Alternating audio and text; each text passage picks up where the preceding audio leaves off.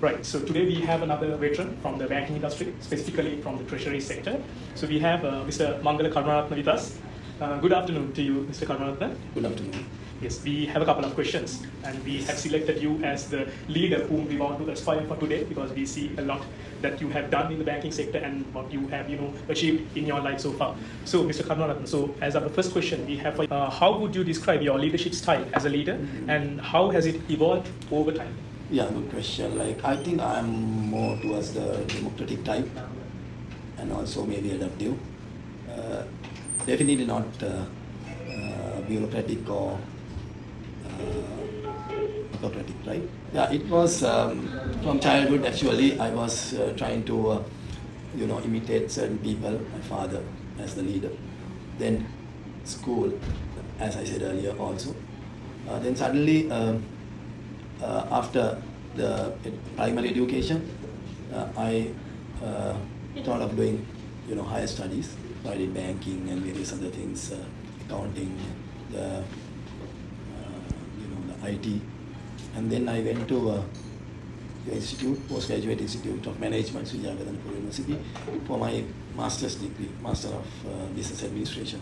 So there actually I learned the difference between a manager and a leader. So on that point onwards, I try to put the leadership thing into practice. So after some time, it became a habit. It became a habit that I want to be on the leadership side, not the manager side. So sometimes when you work in an organization, they look for managers and the leaders, but I did not want to change it. So that is even now I am practicing it. That is great. There's a lot for us to take from the few words Mr. Karmaratna just spoke. So, as our next question, sir, we have what has been the biggest challenge you have faced thus far, and how did you manage to overcome this particular challenge? There have been so many challenges. I mean, when you say biggest challenge, so it should be one, but there were different types of biggest challenges. So one was to face the transformation of our organization at one time, but it was work related, right? So then you have to cope up with your team. I mean, make the confidence level high, and let them trust you and let them trust the organization, and then go ahead. But in my career, tell you frankly, it was not the biggest one, right? But the biggest one, I thought to put sometimes the ideas across to the higher levels. Not my ideas, the ideas coming from the bottom line, right? To put them across to the higher levels. So there had been so many instances, and day to day also you face that.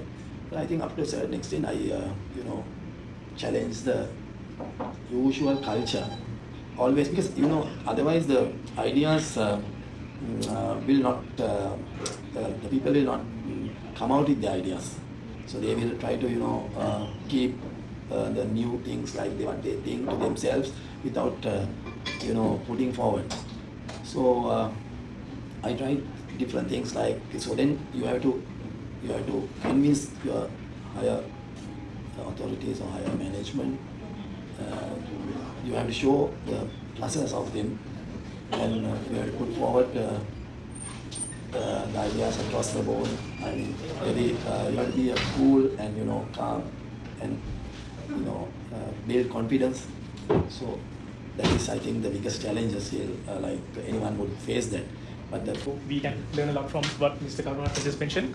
And so the next question is, when it comes to motivating and guiding your team, how do you keep everyone focused and motivated most of the time? Yeah, good question. So it's I think it's the trust people have in you. So trust can be you can define it in different ways, right? Trust, they trust you for knowledge, right? And then they trust you for security. Security in the sense, like if I take okay, they know, okay, you trust, they know that you will not let them down. So I think that is the biggest challenge some people have when you work in an organization. They have a fear that people will let them down if I do this. So they're afraid of doing things like performing things.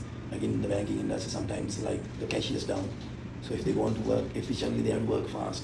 Sometimes if they make a mistake, if we let them down, in the sense if they, you know, if we punish them unnecessarily, then you know they will lose confidence in us. So that is one part, right? And also, if you build trust on them, they will do, and they will know that you will protect them in any under any circumstance, right? So that way you motivate your people, so they know like they are not afraid of anything. They just do their work freely. So that will make them more efficient and also more effective. So as our next question, we have leadership often requires making tough decisions. How do you approach decision making, especially under pressure? Yeah, actually, in my in my career, what I do is I take a moment to think about that. Maybe it's very urgent, but sometimes I tell them, this is my way, I need time, right? But people need time to think, right? And also you get feedback from your juniors. That is a key thing I practice. I make the decision, but sometimes they see what you don't see, right? As a manager or a head or a leader, sometimes we don't see every kind of things. The micro level things actually can be seen by the junior people, people under you. So you get their advice or you get their feedback. Sometimes you can get their advice as well. There's no, nothing wrong in that. Right? Most people have this ego issue of getting advice from the juniors. But sometimes they may be, you have to face the generation gap, right? So that doesn't mean that you should not, you should keep yourself away from the juniors. You have to associate them. Then it's easy to make decisions, because those decisions affect them as well. So you have to make sure that no one is affected by your decision, badly, right? So you have to that is my way actually. So as our next question, looking ahead, what do you think as the most important qualities that leaders in any industry will need to have to succeed in the cutthroat competition that we see in the world today? I think you have to be ethical always. That's number one. So ethical, when you are ethical, it covers a lot of things. So you are genuine and you face the challenge, right?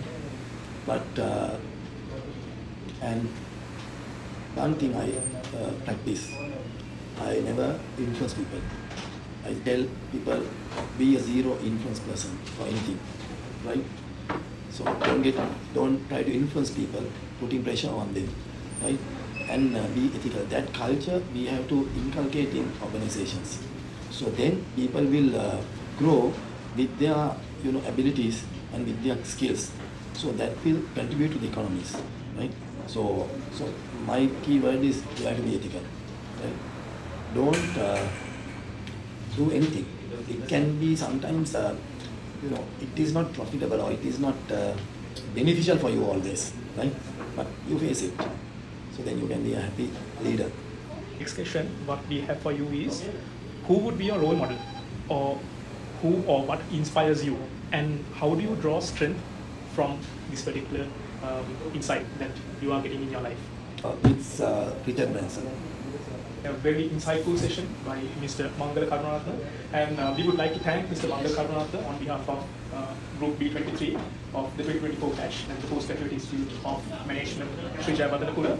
And we would like to wish you all the best, sir, for your future endeavors. Thank you so much. I also wish you all the best for your project and in all your future endeavors. So thanks for coming and having this chat. Yes, thank you very much, sir. Thank you. It was a pleasure.